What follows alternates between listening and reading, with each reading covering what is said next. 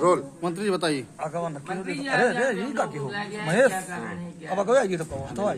नाश्ता खाओ नहीं तो हम लोग हमेशा बुलाते रहते हैं हमारी पार्टी के को, पहली बार थोड़ी बुलाए। लेकिन ये है कि आज जो बुलाया गया है, आप जानते हैं कि इस देश के यशस्वी प्रधानमंत्री आदरणीय नरेंद्र मोदी जी के नेतृत्व में जो इस बार 26-27 का ऐतिहासिक बजट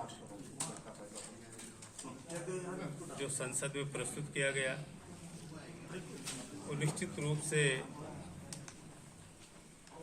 नौजवानों को रोजगार देने वाला, विकसित भारत के लिए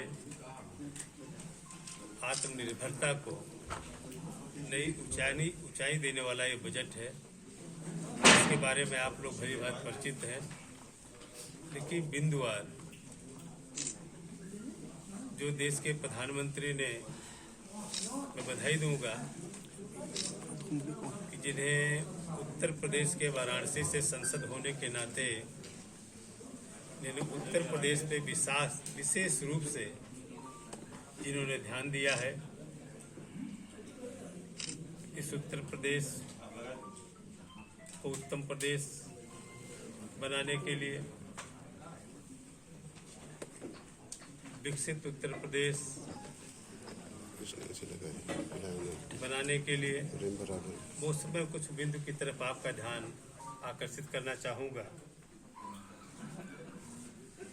जिस तरीके से वैसे तो भारत सरकार का जो बजट रहा है उसे बहुत सारे ऐतिहासिक, जैसे उन्होंने इस देश में आयुर्वेद, जिसके बारे में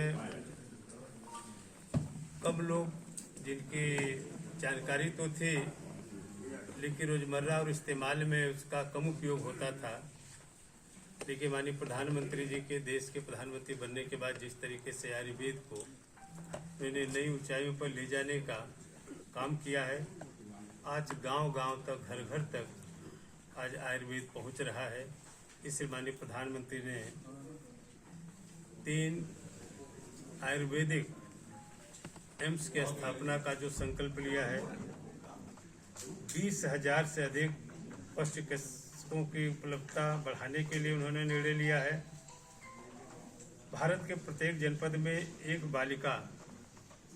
ऐतिहासिक कदम है। जिस तरीके से हमारी सरकार नारी शक्ति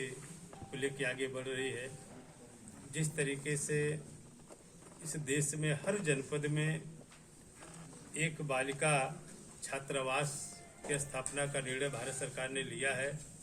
ये निश्चित रूप से बहुत ही स्वागत योग्य कदम है।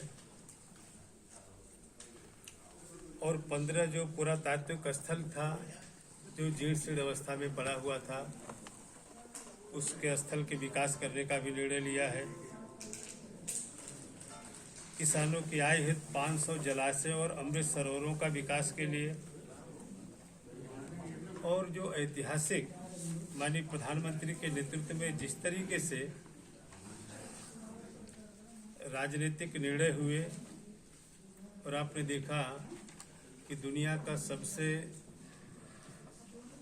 सामरिक आर्थिक दृष्टि मजबूत कहे जाने वाला जो अमेरिका, जिसके बारे में टैरिफ को लेकर के पूरी दुनिया में चर्चा थी, लेकिन मैं बधाई दूंगा माननीय मोदी जी के नेतृत्व में चलने वाली सरकार, उनकी रणनीति ने जो टैरिफ जो 50% था उसको 18% पे लाने का काम अमेरिका ने घोषणा किया है। और खास करके पार्लियामेंट के इस बजट में जिस तरीके से उत्तर प्रदेश को फोकस किया है माननीय प्रधानमंत्री जी ने, मैं बधाई दूंगा कि हाई स्पीड रेल और रेलवे विस्तार के लिए